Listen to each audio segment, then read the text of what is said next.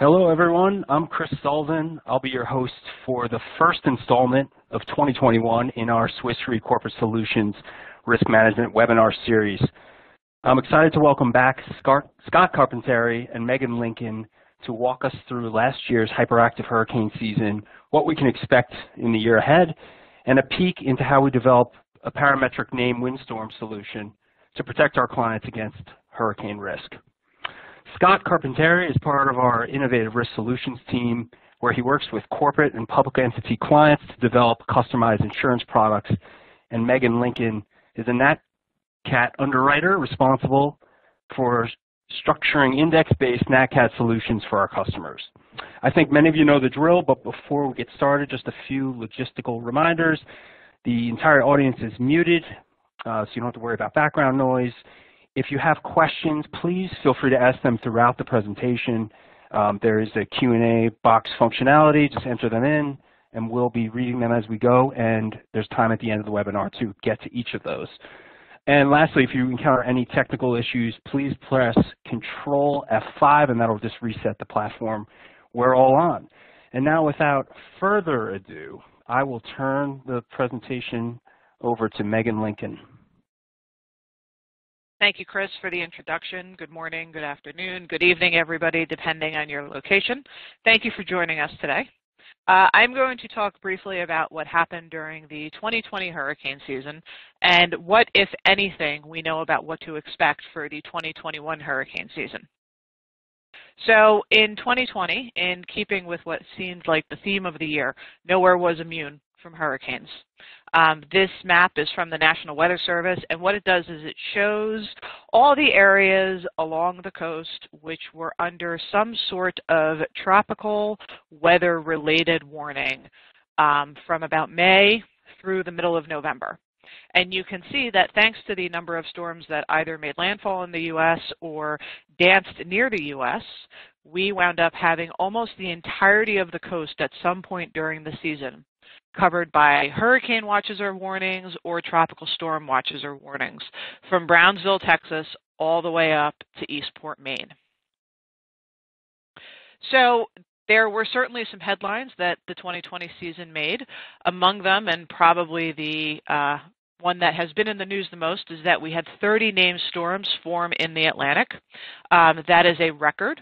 It is only the second year where the Greek alphabet was utilized for storm names. The other year was 2005, which was the year of Hurricane Katrina, Hurricane Rita, and Hurricane Wilma. So a record-breaking 12 named storms made landfall in the United States, starting with Bertha in early June. And 6 of these 12 storms made landfall at hurricane intensity. The 12 named storms is a record. The 6 hurricane landfalls is not. However, the estimated insured losses are presently at about $18 billion within the United States. And this moderate loss level is primarily driven by the fact that many of the landfalls were not necessarily in very densely developed areas. You can see, looking at that track map there, that Miami wasn't hit. New Orleans had Zeta pass over it, but the strongest wind stayed to the east. Houston wasn't hit by any sort of major hurricane this year. So while there were certainly a large number of storms that struck the U.S. coastline, they tended to not make landfall in very highly developed areas. But that said, despite the moderate financial impact of the 2020 hurricane season, there were certainly some alarm bells that were set off based on what was observed during the course of the season. So the first is that our infrastructure is old and it's vulnerable, particularly in the Northeast. We saw Hurricane Isaias, which struck North Carolina as a hurricane, but then moved up into the Northeast as a tropical storm, cause significant damage to the telecommunications and power infrastructure up here. And the storm hit at the beginning of August when it's very hot, so less than ideal to be without electricity because then you can't utilize air conditioning. And in some areas, it took over a week for power to be restored. Hurricanes are overperforming. We saw 10 hurricanes this year undergo rapid intensification. which is defined as a very large drop in either central pressure or a very large increase in wind speed in a 24-hour time span. And many of these hurricanes underwent rapid intensification right near the coast and did so up until landfall. Another thing that we observed in the 2020 season was that inland impacts can be significant. Hurricanes have commonly been thought of as coastal storms. They have the worst impacts on the beaches and the coastal cities and the coastal properties. However, we saw this year that due to some particular nuances of the atmosphere or due to the speed at which these storms were moving, they brought some significant impacts inland. Isaias caused a wind gust of 147 miles an hour as it moved through New Hampshire. Now, this is on Mount Washington, which is several thousand feet above sea level, but that's pretty impressive because New Hampshire is quite far inland and quite far north. And Hurricane Laura caused tropical storm and hurricane force winds tens of miles inland. It caused, when we looked at the wind speeds after Laura had passed through, those strong winds penetrated quite far inland in Louisiana, even up into Arkansas. So why are we so concerned about the rapid intensification that was observed was probably the most concerning part of the season. I mean, putting aside the fact the 30 named storms, the 6 landfalling hurricanes, but the most alarming part of the 2020 season was the frequency with which hurricanes underwent this rapid intensification and that they did so near the coast. And we're concerned about that for a couple reasons. The first is that when these storms undergo changes very rapidly, and when they change in the direction of intensifying, there's limited time for individuals, businesses, and governments to adjust expectations and make appropriate plans to prepare for an imminent landfall of a much stronger storm than initially expected. You're going to prepare for a hurricane that's going to bring a large swath of strong hurricane force winds and a 10-foot storm surge, as opposed to a moderate tropical storm low-end hurricane that brings a small swath of hurricane force winds or a small swath of tropical storm force winds and 3 to 5 feet of storm surge. You're going to have to adjust your expectations very quickly and prepare for a worse event than you had been preparing for up to that time. Another problem is that the damage is not linear. So the actual impacts on the ground, both the physical damage impact and the economic impact of hurricanes, don't increase in lockstep with the intensity. So an additional 1 mile an hour of wind speed doesn't necessarily equate to additional $1,000 of damage or something along those lines. Hurricane damage increases exponentially as these storms get stronger. With, on average, if we look over history, 80% of the damage has been caused by about 20% of the hurricanes, and these have all been major hurricanes that have made landfall in the U.S. at very strong intensities. Is this a harbinger of climate change? Are we seeing the new normal? Could we start seeing what happened in 2020, not as an anomaly, but regularly? And while one season does not make a trend, the scientific consensus is that as the world's oceans warm, hurricanes will have more opportunities to tap into very warm waters, which is what they need to intensify, and will be able to take the opportunity to do that. So while we certainly can't attribute what happened in 2020 to climate change alone, it is in line with the expectations of what we would see in a warmer world. So what can we expect in 2021? Hurricane season is just about 4 months away. It will start on June 1st, 2021. So how many named storms will we see? And this is where we'd like some audience participation. So you can see the selections on the slide. So please feel free to click on your machine, make your selection, and let's see what we come up with.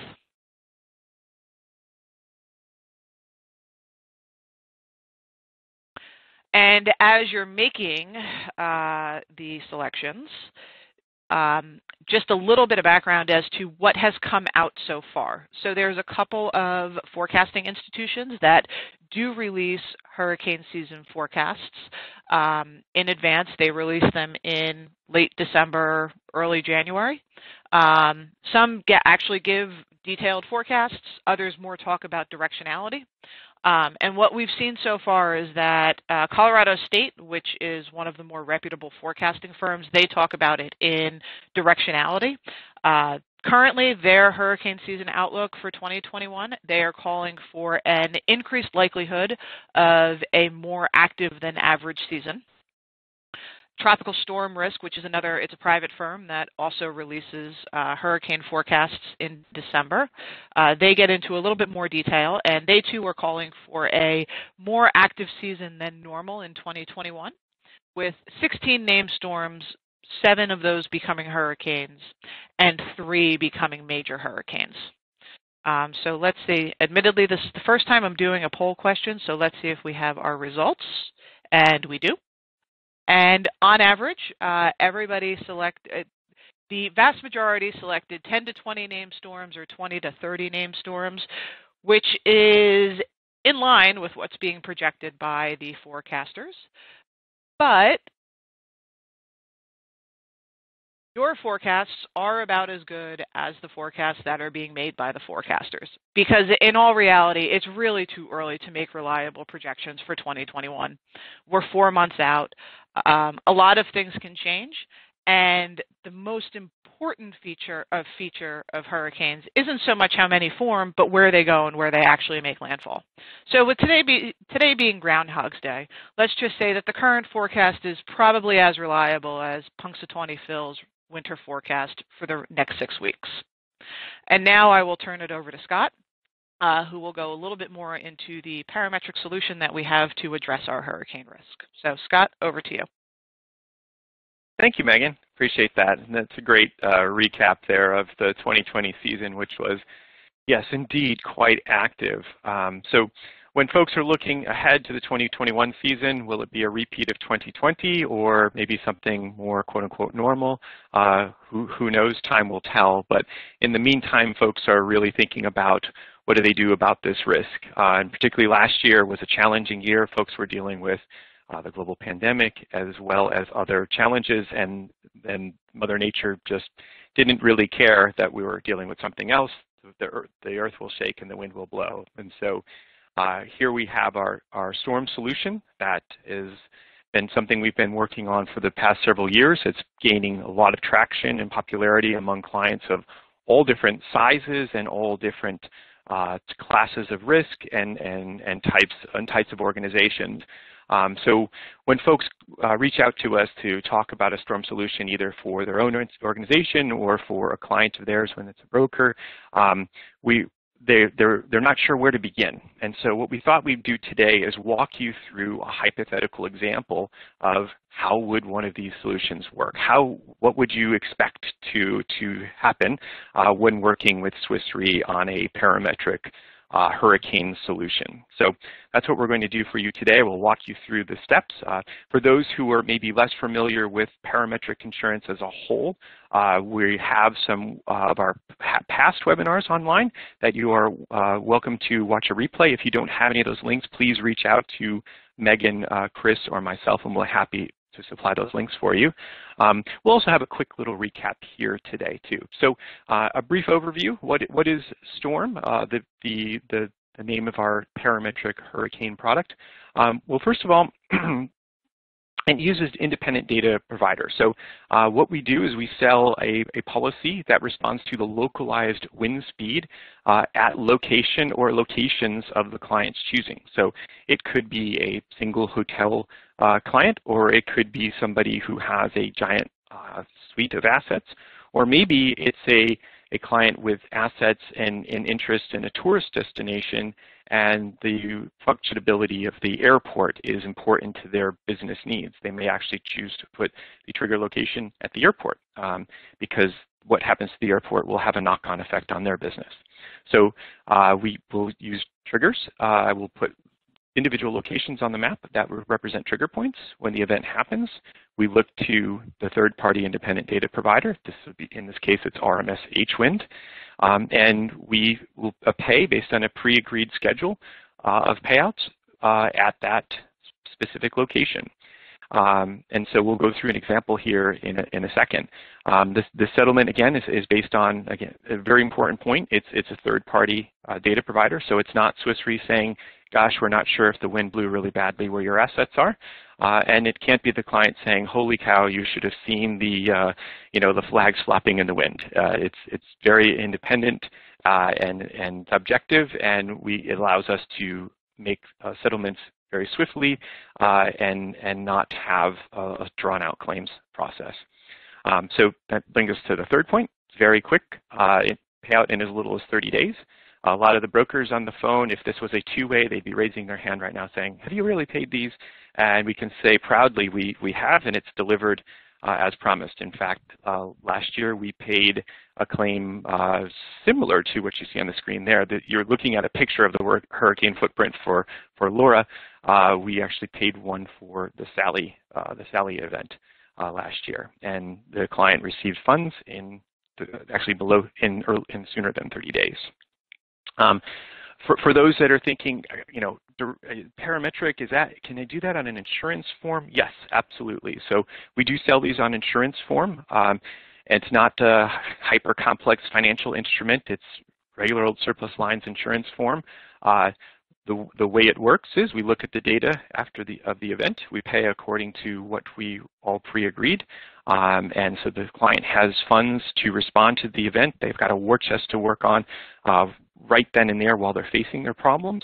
And then because it's on insurance form, we give you 12 months to confirm, okay, did you really have net out-of-pocket costs at least as great as the funds you received? That's how we're able to do that on insurance form for you.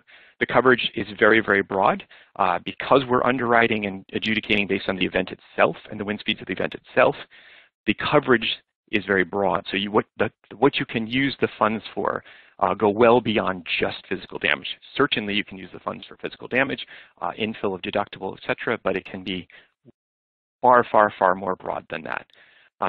It addresses the local level. So if any of you know Parametric, there's sort of what we call the Generation 1.0 product, where we put circles and pins on the map and try to get the circles wide enough to catch the track of the correct storm so that there's little basis risk. This is the next generation of product that says, okay, we don't have to guess with circles and things on the map. We just say, what was the wind speed close to the client's assets, because that's going to be the most indicative of the types of financial pain the client's going to have from the event. And then the last important point there is there's no dollar deductible associated with these events. So if we determine that we owe the client a $1.5 million payout, we don't say, okay, and we're going to carve some of that back. This product just doesn't work that way. So very, very appealing to our clients that look at these and purchase these types of products.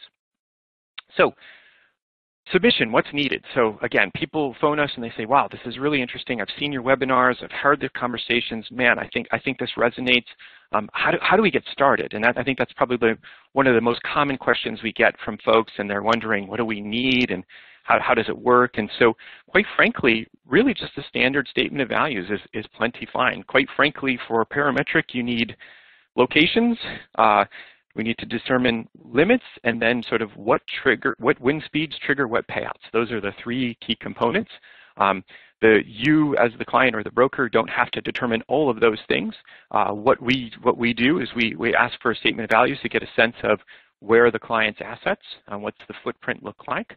And then we have a conversation about what is the concern here? What are we trying to solve with the Parametric? The Parametric, we think of it more of a tool than, say, a product to sell someone. It's not an off-the-shelf. It's very customized. So some clients come to us and they say, I'm really looking to help infill my deductible. These percent deductibles, I've got one or two locations that are very high value.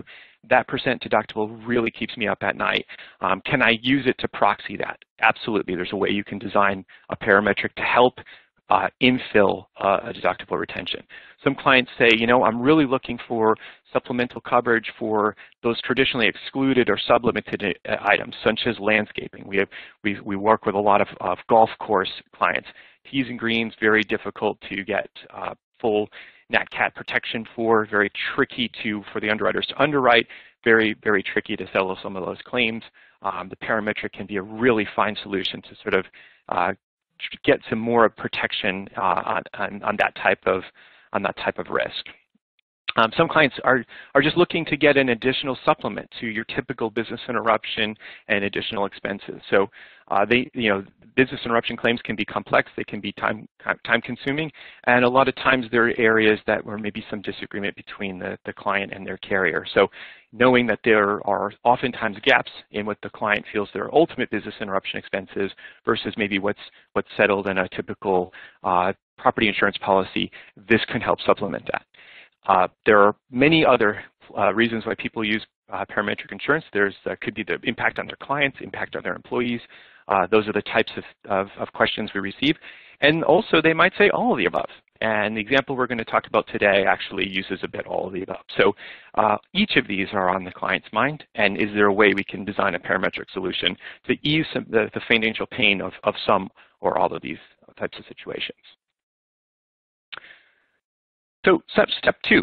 So we got the S/V, statement of values. So now ball's in our court. So our parametric experts will get to work, and so what we'll do is we'll look at the locations of the client's assets. So I have a live example here to show you. I've got a portfolio of 4 hotels. This is not an actual client. We wouldn't take our actual client's data and put it on a public webinar here, but it's a nice representation of a typical type of account we would work on. So here is a client, a hypothetical client that has 4 hotels along the Gulf Coast, one in New Orleans, one in Biloxi, one in Gulf Shores, and then one in Panama City. So we'll pretend we went into our DeLorean to last year, and this is a situation where the client approached us in early 2020 and said, okay, I've got these assets. I'd really like to get a little bit more protection here. Can this parametric product work for me? So this is what we would have done last year.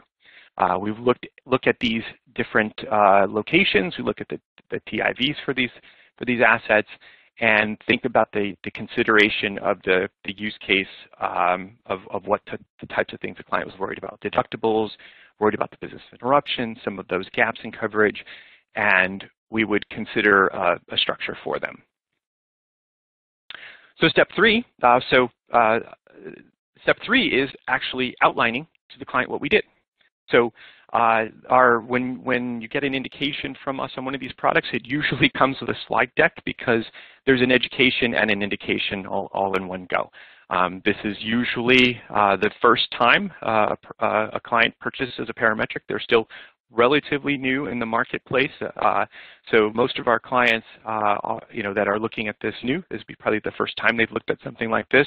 So we want to make sure that both they and actually their broker too are really understanding how the product works, how the product doesn't work as well, and so they really get a sense of what to expect. So with this, we'll actually put together, like I said, a slide deck. We'll demonstrate how the product works. We'll actually provide the details of the specific solution that we customized for that client. So with this example, we'll show you what it might look like here. So first of all, we look at the locations. So there are four hotels of various sizes based on the TIV there. So you can see the New Orleans one is the largest one, and that one's going to drive the biggest deductible and the highest sort of net retention to the client. So when we look at a solution like this, sometimes what we might do is we might allocate a parametric limit to each of these 4 properties sort of in proportion to the size of those properties. And what that's doing is it's one, since deductibles are on a percentage basis, that's going to really help with the deductible. You want a little bit more limit for the properties that have bigger deductibles. In addition, the properties that are larger at TIVs and SOVs have a more business interruption, more chances for out-of-pocket costs. So this is not what every client does. Some clients might just say, I'd like the same limit on each location. That's no problem. In this case, we actually scaled the parametric limit per the location to proxy sort of the exposure that the client has on the ground there and the exposure to financial pain that the client has on the ground there. The tally of the parametric limit here is $7.5 million. So we used this example on purpose to show that yes, these solutions, you might have seen in some of the buzz and some of the headlines. Some of the large corporations will buy policies and structures and programs on a parametric basis, but we have also on the other side of the spectrum, we have many medium and modest size organizations that are not Fortune 100 organizations that also utilize this tool. Again, it's a tool. The tool can scale to smaller footprints, larger footprints, larger limits, smaller limits, and it also can scale to fit a budget. So if a client's interested in buying a parametric solution and they have a budget of X, we can craft a solution that shows them what they could buy for a budget of X. It's meant to be a supplement to what they traditionally buy on the property insurance form, and as such, it's also not meant to be a 100% solution. It's never trying to get it on the nose of exactly what their cost would be. It's more the first X million dollars of their road to recovery. So as such, many of our clients will scale the size that they purchase to fit their budget. So and they can scale it up over time as they sort of as they grow their budget for this product. It's very, very flexible in that respect. So in this case, again, we allocated $7.5 million of parametric limit in proportion to those locations. Next, what we have to decide is, okay, well, so what wind speeds provide what payouts? Well, that's a combination of our expertise and also the client's experience. So we'll kind of look at both of those things, and if the client is responding to a particular event that they experienced, we can use that data point to say, okay, we had a lot of landscaping costs and our deductible was this. That'll give us a sense for the types of wind speeds their specific property would be responding to. If it's a client that's actually never faced a hurricane before, we actually have folks like Megan Lincoln, who you heard earlier, and all sorts of other catastrophe experts and a large insurance portfolio where we can use our expertise to make some suggestions. So what we have here are two options, and this is a typical thing we might do, is show the client two options of a more responsive product that pays starting at sort of more modest wind speeds, and then a product that's maybe a little bit more easy on the budget, but only responds when the wind speeds get a little bit higher. So option one here will pay at 80 miles per hour, starts paying at 80 miles per hour, and the payout is 20%. So any individual location or locations that experience a 80 to 90 mile an hour wind speed would be entitled to, in this option, 20% of that location limit. We tally them up, and that's what the client is afforded in the event of a claim. And option two here just kicks in a little bit higher. So at 90 miles per hour is when the payouts start happening. So we like doing this because it shows the client the trade-off of one option versus the other. You can get a sense of, okay, if I want it more sensitive where I get payoffs with lower wind speeds and get to that maximum payout a little bit faster, I have one price point, but then I can see the other price point. So it gives the client a little more control to sort of weigh these options and what's right for their organization and their budget. So in this case, I'm going to show you these two options. And then the other thing we'll do is we'll show, in the case of a client having experience with hurricanes, we'll actually run it through the model and show them how these options would have performed so they can use that as a data point. Now, you don't want to fit the solution to the exact last hurricane because every hurricane will be different, but it is a data point to consider. So we use this as a interesting data point. Again, we don't want to structure exactly to a particular hurricane because, again, that might really set bad expectations for the next hurricane, which would unfold differently. Another great data point for us too is hurricanes that have come through that didn't cause the client damage. Knowing that information is helpful too. So maybe a hurricane comes through and it's at, it was at 60-something miles, maybe a historic hurricane, and they had their property back then, and we looked at the data and it was 60 miles an hour. Well, now we know, okay, they probably won't need triggers that sensitive that kick in at 60. So both knowing what's happened sort of from the bad side and then also what's happened from the good side where they might have been spared is helpful data to help us calibrate and select the right triggers for this particular set of assets for this particular client. So the slide you see before you now, which has a lot of colors and a lot of information, and I'll walk you through it, what this does is it shows a look back of Hurricane Michael from 2019. And so locally at the Panama City location, the wind speed was 105 miles an hour. Now, if you look at this footprint closely, you can see those red, those blue leads to yellow, leads to orange, leads to red, to like this purple and white color. So the scale is on there too. So what that's showing you is throughout the life of Hurricane Michael, for every point you see on the map there, what was the maximum 1-minute sustained wind speed that point saw during the entire life of the storm? And that's what's represented by those color swaths.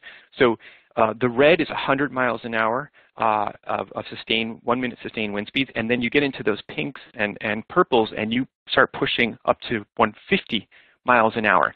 So you can see that this particular asset was just on the edge of the really horrific wind speed. So 105 miles an hour. Had that storm come in just a little bit west, this client likely would have been in the much more significant. So for this particular location and that particular hurricane, we can show that the Panama City Hotel, which we allocated $2.25 million of parametric limit, at the 100-mile-an-hour wind speed. So for option 1, they would have received a 60% payout. And for option 2, they would have received a 40% payout. So just gives you a sense of how this works. This is what we would show just to get us the broker and the client comfortable with, oh, okay, these are the trade-offs. This is what happens to the price if I pick this versus that. Okay, this is what a historical event looked like. Got it. That kind of makes sense. And so you might be saying, wow, 105 miles an hour, when can they get the whole limit for 105? We certainly could structure a pattern that paid 100% payout at 100 miles an hour. The price would reflect accordingly. We like these patterns because, as you can see based on the map, this client could have experienced a far worse day than what they experienced already had the more 120s and 130 mile an hour sustained wind speeds come over them. So what this structure allows is even bigger payouts than what they received for Michael had it been the cousin of Michael that was just a little bit to the west. And then as another example here, if that last one made sense, this one's even busier because this is Hurricane Katrina, which impacted 3 of their locations. And so you can see the details here. The Gulf Shores location got a little bit of the hit, not as bad at 70 miles an hour. The Biloxi took the brunt of it at 92 miles an hour, and the New Orleans location was 83 miles an hour. What we'll do is we'll look at those locations, the limits for those locations, the payouts for those locations. And so here you'll just see them tallied up. That option 1 receives a payout of $950,000, and that is a combination of $650 from the New Orleans location and $300 for the Biloxi location. For option 2, the payout's $150 because on option 2, the payouts don't kick in until at least 90 miles an hour. So just the Biloxi location would have received a payout for option 2. You'll see in a moment that that trade-off is reflected in the price of the 2 options as well. So here's an example of a situation where you actually can hit multiple of the locations. And again, we'll show you that to the extent that the client had assets that were in harm's way for historic events, just to get a sense of again, how the product would respond. One note about this, these location limits and then these payouts by location, this is how we make the parametric product respond to the pain that you might be feeling on the ground with these assets. So the idea is the higher the wind speeds, the more money you get, the more of your locations that are impacted, the more money you get. That's merely how we tally the total to cut a check. So any specific client in a specific storm may find that perhaps the Biloxi location didn't have quite as many out-of-pocket costs as the New Orleans location did, even though the Biloxi had higher wind speeds. From our standpoint in adjudicating the claim, the client's entitled to use the $950, for instance, in option 1, wherever they had a problem and wherever they had costs. We don't dictate that you need to spend it by location. The by location is just how we get to sort of that right number for the responsiveness of the product. And here is a sample indication. And so again, if everything's kind of making sense so far, option 1 and option 2, we didn't do anything with the limits. The limits are the same, so it's still the same $7.5 million limit per occurrence, allocated proportionally to each of those 4 locations. The only difference between the 2 options is, do you have the payout start paying at 80 miles an hour, or do you have the payout start paying at 90 miles an hour? And then you can see here the difference in cost. So the annual cost for option 1 is $675,000, or 9% rate online to that $7.5 million limit, and then option 2 is $435,000. So much more manageable rate online at 5.8%. Again, it just depends on some clients actually would really like protection even for the more modest events and would like to get to that larger limit faster and with maybe less severe storms. Other clients say, you know what, I'll be responsible for any of the damage of wind speeds below 90 miles an hour. I'm really looking for just the super events. And so these are the trade-offs that they can make looking at those 2. So great. So we put the indication out to give the client some options. What happens next? Well, the client likes what they see. They can select an option. Sometimes the client sees option 1 as option 2, and they say, wow, this really makes sense. Gosh, can I do one that's in between? I actually have a budget of $500,000, so can I maybe add some limit to this location, or can we start it at 85 or miles an hour? There are lots of, you can see all the different ways you can move this. Giving the client a few anchor points gives them a sense of how this works. Sometimes they'll select one of the ones that our experts came up with, and sometimes they'll ask for a small tweak because there's just a little something they want to adjust. In the sample here, I made the assumption that they selected option 1. And then basically we issue a policy. So they make the selection, we get the policy issued. The policy is all of about 20 pages, so it's a very different insurance policy than what you might be used to seeing. The parametric is about as straightforward as we're describing here. And so in fact, I think Megan and my slide deck is longer than the actual policy that we issue for a client that would have 4 locations like this. So then what? Well, so then we wait, and to the topic at hand, what if? What if 2021 looks like 2020? So again, we pretended we jumped in our time machine at the beginning of this sample and said, okay, we were here in the beginning of 2020 looking at the solution for this client. This client did buy this solution. And then 2020 unfolded. And so we're going to show a sample payout for 2020, and we're going to show Hurricane Sally. So Hurricane Sally was an interesting hurricane. So if you notice these color bands, it's not a big long stripe into the water like you saw from the other color bands. I would say that Sally was one of those, as Megan was describing, rapid intensification storms, really kind of got up to speed right before it reached the coast. It made a turn right before. It was almost heading toward New Orleans and then made an abrupt turn toward Gulf shores. And in this case, really put a decent punch onto the Gulf Shores community over there. And so local wind speeds for this event was 97 miles an hour. And so that entitled a 40% payout to the $1.25 million limit at Gulf Shores. So $500,000 to help that client offset either fixing damage that fell within their deductible, perhaps things that were excluded, debris removal, landscaping costs, and then and business interruption type losses as well. Any of those expenses associated with this event, they would be entitled to apply that $500,000 payout to. And really quickly, again, I briefly covered this earlier. So just to show you a timeline of how a claims process works. So the event happens.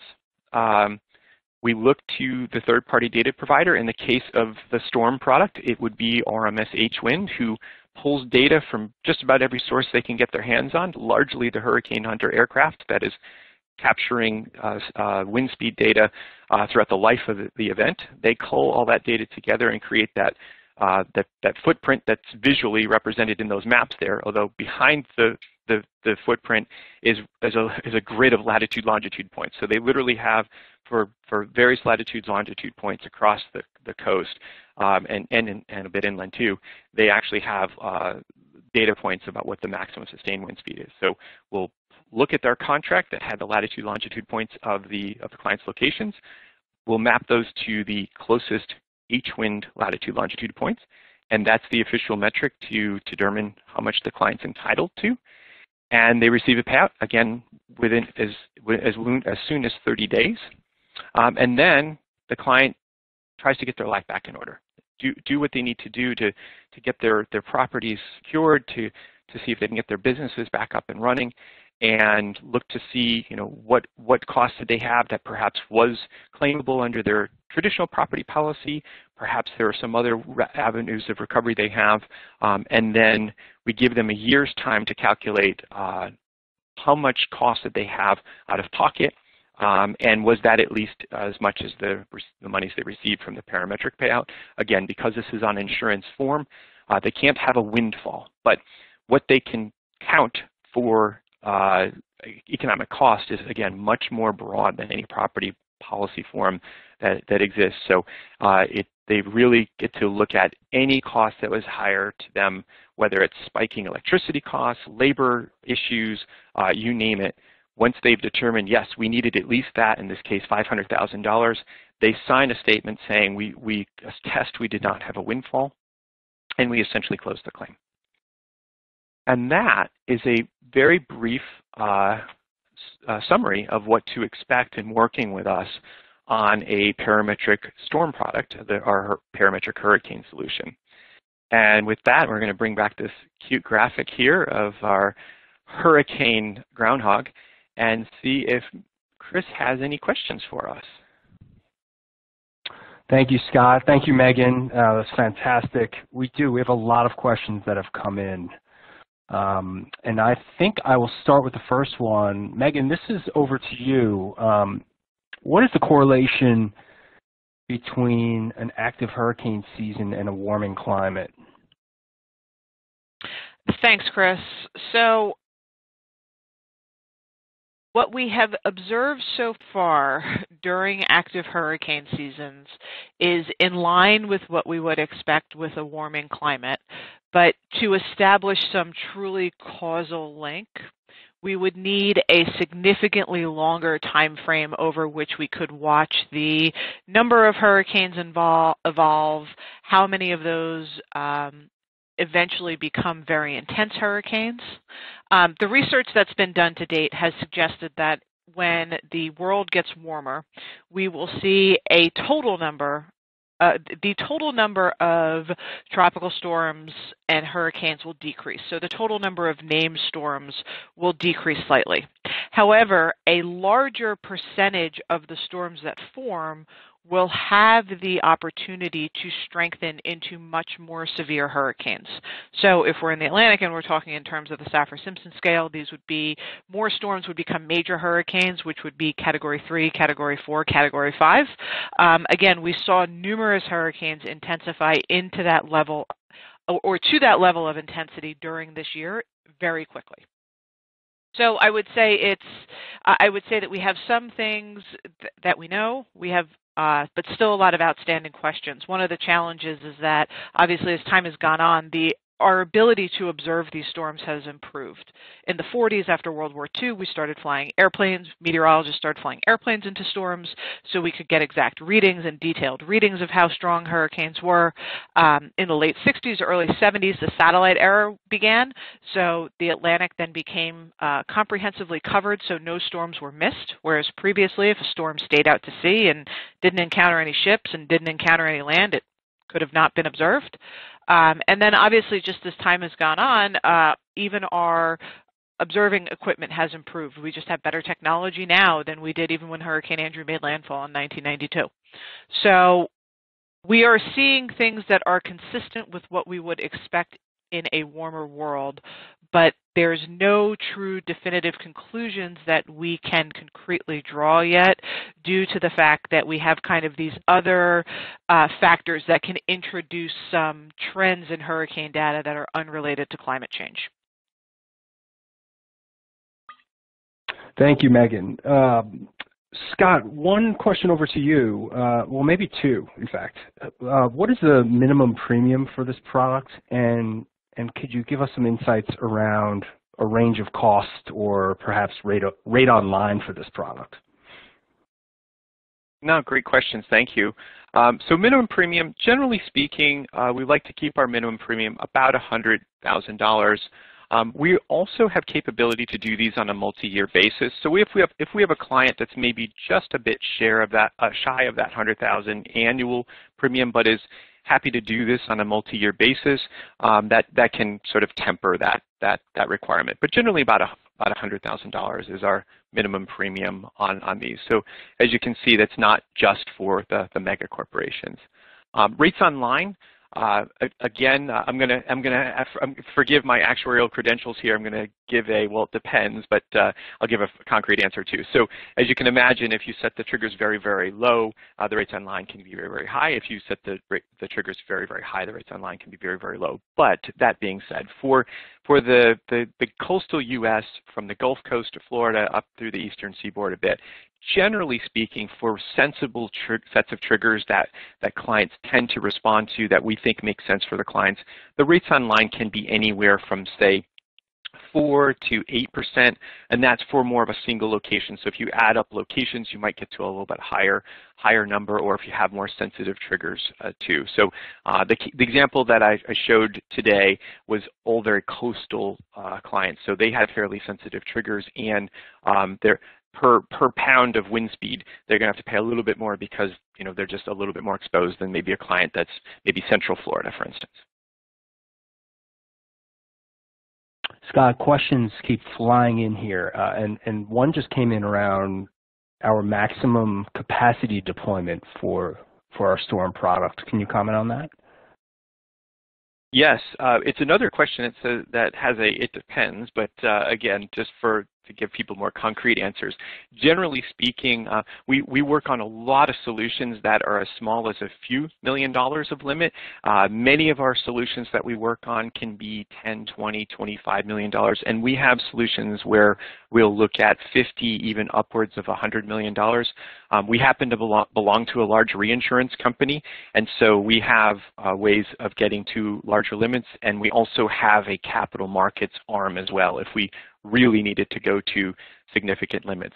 I will say, as a caveat to that, while we're very happy to engage a client that has budget for significant limits, because the pricing of Parametric is a little different than a typical indemnity cover that has layers and sublimits and exclusions and meaningful deductibles. A lot of the clients buy more modest limits on the parametric basis compared to what they buy on an indemnity basis. But if there was a client that really loved this solution and it was in their budget to buy massive limits, we can certainly have conversations about how to achieve that. Thanks, Scott. A question, I guess, Scott and Megan, I'll open this up to both of you. Megan, maybe we'll start with you. So what are the firms you typically use to record and monitor the wind speeds? We'll start with that, Megan. So our data provider for this particular solution is RMS H-Wind. H-Wind was originally actually part of the National Hurricane Center for a very long time, up until 2013, at which point the developer of the product spun off from the National Hurricane Center, created a private company, and then eventually was purchased by RMS. So they are our ultimate data provider, but they take data from a variety of sources, primarily the National Hurricane Center and primarily the reconnaissance flights that the National Hurricane Center deploys into these storms to create a very high-resolution, detailed, and comprehensive footprint. And the benefit of using a data provider like H-Wind is twofold. Number one, obviously the methodology, since it has been, the methodology, the basic methodology has been around for over 30 years. It was really developed in the wake of Hurricane Andrew. So first of all, it's been vetted, it's been reviewed again by the academic community and the tropical cyclone forecasting community. So that's one of the benefits. It's a well-vetted methodology, and the other benefit is they can use data from a variety of sources, from a variety of weather observations that NOAA, the National Hurricane Center, maintain. So if for some reason one platform is not available, that doesn't mean that the storm goes or under observed. Thank you, Megan. Okay, Scott, I'm going to start this with you, and Megan, you can chime in as well. I'm going to combine a bunch of questions. There's probably 7 that have come in into one question here. So let me give this a go. So, okay, can a parametric product be used for storm surge? What about earthquake? And how about convective storm? So I guess what parametric products are currently available by Swiss Re? I'll start that one and I'll hand off to Megan. So I am sitting here in Southern California, so of course I want to jump on the earthquake first. And of the 3, it's the one we probably do the most of. So yes, absolutely. We have a earthquake product as well. And it behaves very similarly to what you saw today. So if there's folks that are looking at this thinking, wow, this is great for earthquake, just we'll use shaking instead of wind speeds, you're dead on. And it works exactly the same way, and we go about the process exactly the same way. It's basically a matter of locations, what parts of the earth are important to you, and how bad is stuff happening at those parts of the earth. So the stuff happening in the case of earthquake would be earth shaking rather than sustained wind speeds. For the storm surge, I believe is the next one. Really, as Megan, it's a great dovetail, Chris, to the prior question you had for Megan. We like the idea of parametric products for anything that's measured very, very comprehensively, that's reliable, and that we have a reliable measuring data source, and that we've had back history so we can actually either model this appropriately and charge what's the right fair price for it. So for storm surge, there is a bit of a correlation of wind speed to storm surge, but it's not perfect. So some folks will know that they're getting storm surge sort of indirectly through the wind speeds, but specifically to the storm surge, and the ideal one is using tidal gauges, which do exist, but it's interesting when you look at the map of the coast of the U.S. There are places like some of the inlets in Texas that are very heavily gauged, and there are a lot of tidal gauges to go off of to trigger. And then there are other places like the whole southeast Florida that has, I think, 1 tidal gauge in the entire area. So some areas are more robust and where that is a possible solution than others. I'll turn it over to Megan to talk about other ways you might be able to do storm surge, and then also where straight line wind lies. Thanks, Scott. So to build on Scott's comment, the short answer for can we do storm surge is yes. However, because storm surge is not as comprehensively observed along the U.S. coast, it's just unfortunately right now not available everywhere. If we were to be able to find a data provider that delivered an H-wind-like or a shake map-like footprint of storm surge, then that's something we could certainly explore and expand upon. But just right now, unfortunately, that information isn't out there. On the convective storm side, we do have a product that we offer on a parametric basis to cover hail. We are partnering with CoreLogic on that, and we cover the 11 states that are the most hail-prone states, and actually we've recently added 4 more, so we cover 15 states. And these are primarily in the central United States, going from Colorado, Wyoming, Montana in the west, extending to Illinois, Indiana, and Wisconsin in the east. And the way that it works is CoreLogic provides, much like HWind provides a high-resolution wind speed footprint, CoreLogic provides us with high-resolution hailstone-size footprints. So for a given location, if a buyer is interested in a parametric hail insurance product, we would use the size of the hailstone that falls at the insured's location to determine a parametric payout. I think we did a webinar on the hail product specifically in July, so whomever asked the question, please feel free to reach out to Shannon, Chris, myself, or Scott, and we can send you the recording to that webinar, which would go into the product in quite a bit more detail. Excellent. Thank you, Megan. Okay, Scott, how about we talk about geography? So we're getting a lot of questions around where this product is available. So clearly, right, we gave a Florida Gulf Coast example. What about the Northeast, Hawaii, Caribbean, et cetera? Can you comment on that? Absolutely, and I'm going to get some help from Megan on this one too. So definitely in the U.S., we've got we're really wherever the HWind product is available, we can do the product this way. If there's locations that the HWind product is not available, for instance, I actually worked on a solution for Guam and Saipan last year. We can use the old generation where we do the circles and the old cat in a circle solution. But the more advanced storm solution is available in the U.S., Hawaii as well. And is it all of the Caribbean, Megan, or much of the Caribbean? It's all of the Caribbean. So essentially, HWind is available wherever these storms are monitored by the National Hurricane Center, which, like Scott said, even includes Hawaii, and where they commonly fly aircraft reconnaissance flights into storms. So pretty much the Caribbean is covered comprehensively, the continental United States, both sides of the Mexican coast, and I would say the only questionable location for coverage is probably Central America. We saw the National Hurricane Center did fly flights for Iota and Eta in late 2020, but it's not necessarily a foregone conclusion that they will fly planes down there, depending on the resources that are being taken up by other storms. So I would say Central America is the only place where we would kind of have to connect with HWind and see if we'd be able to get a footprint post-event. Chris, can I ask a follow-up question? Please. I'm going to throw the protocol here. So Megan, I think we have a lot of our friends from Canada on the line today, and I think one of the storms actually hit Canada decently this past year. What are our solutions for maybe coastal Canada, which folks usually don't think about as hurricane exposed? Yeah, so Canada certainly does have hurricane exposure in the Maritime Peninsula. Or not the Maritime Peninsula. I don't know where that came from. The Maritime Provinces. And unfortunately, right now, the HWind footprints do not go as far north as Canada. And that's partially because as the storms move further north, they start to lose hurricane characteristics and are no longer really classified as hurricanes.